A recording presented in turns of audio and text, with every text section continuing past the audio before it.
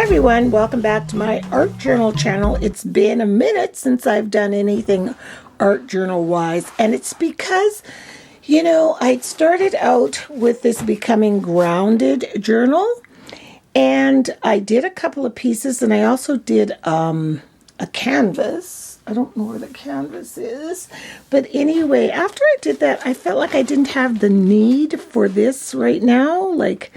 I feel like I am grounded, and I feel like I'm getting a calling to go to another level, and more than being grounded is just strength and just empowerment. And so that's what I'm feeling right now. So I don't know, in that search, I have been looking at all kinds of different artwork. And the direction I'm going to take with my channel now, I'm still going to do art journaling. But if I do art journaling, I'm going to do it on greeting cards, because I think there would be nothing more beautiful than sharing your message with someone else in a greeting card. So I am going to do that. And I'm also going to do some work, like kind of goddess work, I guess.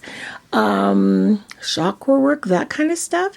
And so I'm going to start making wisdom dolls, because I just think they would be a beautiful, beautiful gift.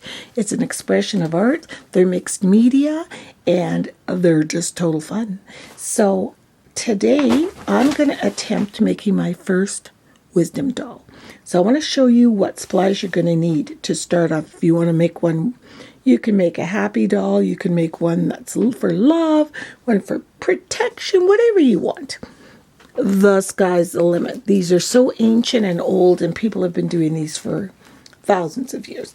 I started off with this kind of clay. Oh, the name's not on here, but it's just plain old clay like this. It's super, super hard. And then when you cut off a piece and work with it, and then you add a little bit of clay into the water, and you just keep working with it, working with it. I will put a link down below into how to make a clay head, or how to work with clay. And I found enough information on that I didn't really need anymore. I'm sure I could do more, but I want my stuff to be more rudimentary. I don't really care so much if the eyes aren't perfect. You know what I mean? So I made these 3 yesterday just for super, super fun. This was my first one, and I put pearls in its eyes, but it almost looks kind of African-y, but the eyes are kind of scary. I think I'll use a Sharpie to give them pupils, but this one came out looking African-y. I love the way it looks. So then and I baked them. You bake it at 275 for 15 minutes. So then I did this one, and then I used black pearls, or brown pearls, sorry, for the face. But the video down below will give you a really good beginning instruction. And see how this one I gave it sort of like high cheekbones? I kind of like that. And then the last one I did, which is my most favorite, is this one. It's very round. It looks more loving. Her eyes are closed. I don't know why I like her the best, but I do. So I'm going to work with this one, and they've all been baked. They're super, super hard. So I'm going to work with this one.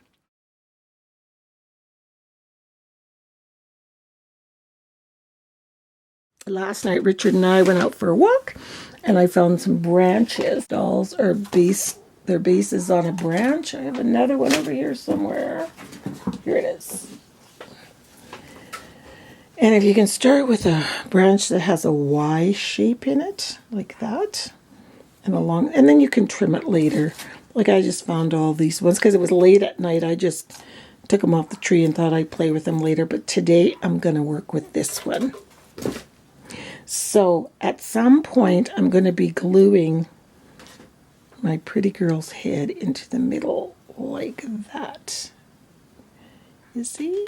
She's going to be just so happy and covered with fabric. The next thing you're going to need is yarn and ribbon scraps, which I have a lot. And the more fibrous the yarn and textile, probably the better.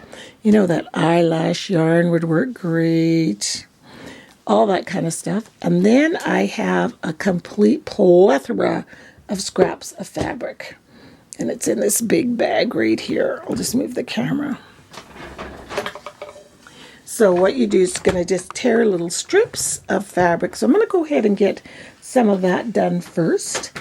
And yeah, if you guys want to play, this is just real play, I tell you. But that's what I want to do. So that's what I'm doing. And I hope you guys will join in with me. So I'm going to start tearing some fabric strips right now.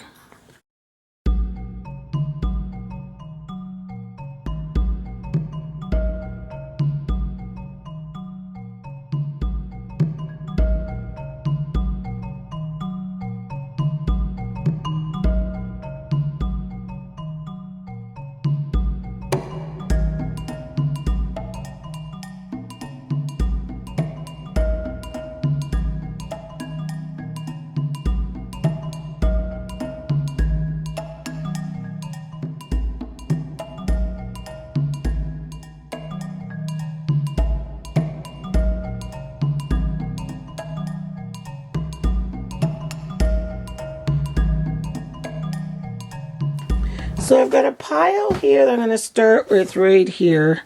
Just random scraps. And I'm starting to wrap it around. Can you see? I just started at the top and just started twisting. And what I'm doing, you don't have to use glue, but you can if you want to. And I think I might use glue. I might use a dab of glue gun glue just at the end of every wrap. The reason I'm using glue gun glue is because white glue sticks to your hands. So hang on while I get a dab of glue. Just a little dab. There we go. So I just put a little dab around that one end.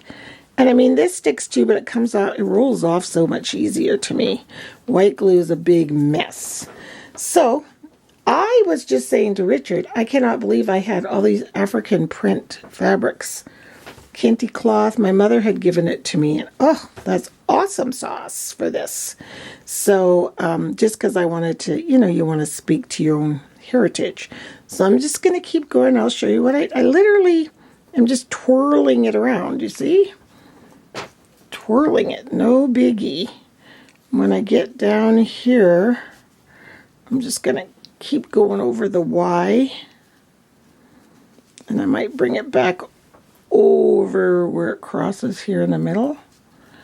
There. And then just keep twirling it around. Like that. And the more frayed the ends, the better I think it's going to look. I have no idea because I've never done this before. I've never made one before. I've only seen pictures of them, so I do not know. But there. See? And then I'm going to, the next one I think I'm going to add some of that cool yarn. Just for texture. Okay, so see I have this really cool nubby yarn. So, I might put it up here on this. I think I'll just break a little piece off. And then I'm going to start at the top of this. I might leave this little V here for a hand. I'm just not, and leave it raw like that, you see? But I'm not sure. We'll see. So you don't even have to glue the beginning part if you don't want to. Just keep wrapping and wrapping and wrapping. How cool are these? Yeah, I think I'm going to go back up around the V of the hand and just keep wrapping around like that. There. Now the whole branch is covered in my twiny stuff. So I'm just going to keep on going until I get this whole branch all covered. Okay, so now that I've come to here, instead of wrapping this one all the way down to the bottom, I'm just going to let it hang like that because I kind of want to make a dress for her and I want to hang beads and stuff off of this.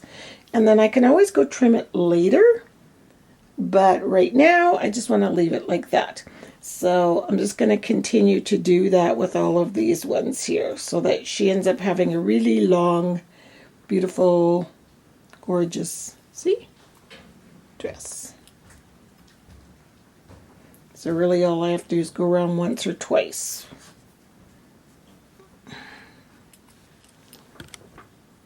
So So this is how my little dolly is looking so far. Can you see? And look how long her dress is. Of course, I'm going to be trimming that. But can you see how cool? It doesn't take very long. And I added, you can see I've added twine and fabric. I still want to cover up this part. But I just had this, you know how you get these creative moments. So I thought I'd turn the camera back on again. I was playing with this really pretty silky stuff. Almost looks like silk sari material. I have no idea where I got it. And then I was thinking, wouldn't it be pretty if on her head it was wrapped? So I'm just going to take some of this stuff like this, and I'm just going to like twist it like this, and then just glue a little piece on her. Maybe I'll start at the bottom here on her head. And I'm just going to keep twisting around and around and around until she has like some kind of a head thingy-mabobber on her head. Do you know what I mean?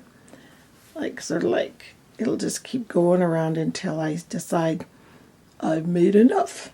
Because she's going to be living right in there, remember? So it'll be more at the back of her hair than it is under her chin, I guess. Sort of like that. See what I mean? Yeah. So here's my doll so far. I didn't glue her head on yet. It's kind of creepy because looks like she's decapitated. But I wanted to show you how I wrap that around like a head wrap kind of on her. And so she's going to be right tucked in there. I might even have her head leaned a little bit like that. I'm not sure. But anyway, this is her dress. So you can see how it... And what I did at the bottom part, for some of the fabric that I had wrapped around that was wider, I split it yet again and made these thinner strips. And I really like the way that looks. So then I thought, okay, now it's time to embellish our sweetheart. And I found all kinds. I have a container, as I'm sure most of you do, of old jewelry and just stuff. Like, I mean, look at this. This was one party we went to. This friend of my mom's, Peggy. It was her 80th birthday, and you're supposed to wear purple. So I picked this up from the dollar store, but I know I'll never wear it again. So, you know, you can take this apart and use it. All these beads and I mean, it just goes on and on and on and on. The jewelry that I have in here that I just don't wear, but this is something I don't throw away or give away, because I was even looking at that piece there. And if her head had been a little smaller, she could have sat right on that, you see? But I don't throw anything away. So, yeah, so it's just now it's time to embellish. Oh, that is so pretty. To embellish Our Lady. So I've got beads over here. There's the peace bead, and lots of crosses for my religion, for Christianity. You see? Well, I'm actually Catholic. And stars and butterflies. Everything is for hope and love and all that kind of stuff. And then I've got these beads here, and then there's wires here. So the important thing is there is no wrong way to do this. This has to come from your gut. You kind of just go with whatever. That's at least what I'm feeling. You go with whatever you feel, and whatever you create is the right thing. But I love the way she's going. So I'm going to play around, and I'll come back in a little bit and just show you how far I've gotten. So here is my first wisdom doll. She's hanging on the wall with my Maya Angelou quote and picture of Richard and I up there. I love her. Look at her sweet, loving face. So I'm going to show you guys what I did. Like, I made the face. I made everything. That's why I love it so much. I put a little bird nest. I glued that on there because I had that. And then I had, these are broken jewelry of mine, and it's favorite jewelry and pieces that I love. I love this. This was part of a charm bracelet, but it kind of broke. So I wrapped wire around her. and then made that so it was kind of like a necklace. And then as you go down, there's some more wire pieces wrapped. I took that long, this was a keychain, and it was already beaded. So I just wired it up, and then I put a butterfly on the end because it's such a sign of change and metamorphosis and growth and hope. And then I had another bracelet that had elastic for holding these beads. So what I did is I strung wire through and then cut the elastic, and it went pretty quickly. And I've got peace on that one. And then I can coil these up by, just wrapping around your finger. And on this one, I put a cross. And then the rest of the beading, I kind of wrapped around and glued it. And yeah, that's her. I love it. These are so much fun. You guys have to give it a try. Super fun. You use everything that you have. It's just your creative instincts inside, and you create your little person. And it's just so cool. And I love that she's so hopeful. Her look on her face is just so hopeful. So like I said, I had to try 2 or 3 phases till I got the one that I really liked, and this is the one I liked. And then my tree branch. And then on the back to hang her up, I just took a piece of ribbon that had been wrapped around, and I just knotted it and glued it on. And I use glue gun throughout, so she's just hanging on a little tack. So I think it's just amazing when we can use art to heal ourselves, heal others, give us strength, whatever. And I just feel like my wise woman, because now that I'm 65, I am considered a crone or a wise woman. And so I'm just going to start making a whole bunch of wise woman dolls. So I hope you guys like her. This is my first one ever. So thanks so much for watching, and we'll see you again. Bye-bye.